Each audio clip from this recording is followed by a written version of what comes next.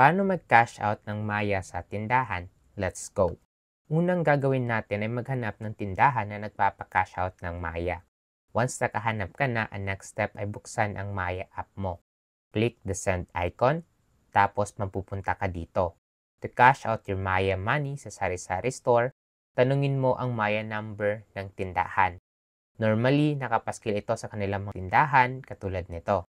Kung walang nakapaskil sa kanilang tindahan, sabihin mong magpapa-cash out ka ng Maya sa bantay ng tindahan at hingiin mo ang Maya number nila. Once nakuha mo na ang Maya number, enter mo lang dito sa recipient tulad ng ginawa ko. Dito sa amount, dito mo ilalagay kung magkano ipapa-cash out mo na pera.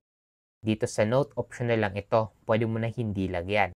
Then, click continue. Tapos, mapupunta ka dito.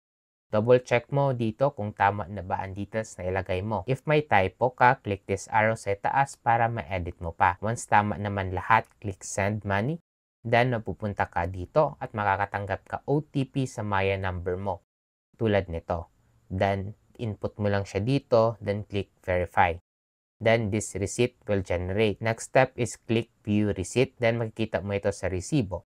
Susunod mo na gagawin ay pakita ang resibo sa tindahan at makukuha mo na ang pera mo sa Maya wallet mo minus the fee. Diba napakadali lang? So since umabot ka at the end of this video, may 2 bonuses ako para sa'yo. First bonus is that if you're planning to buy your own power bank sa Shopee, may affiliate link ako dito kung saan if you click this affiliate link, magkakaroon ka ng discount sa power bank na bibilhin mo up to 25% off, cap at 600 pesos, minimum spend of 200. Second bonus ko naman sa'yo, if gusto mong matutunan paano mag-cash out ng unverified Maya, click mo lang itong tutorial na ito at matutunan mo na paano. So if you want more videos like this, forget to like and subscribe.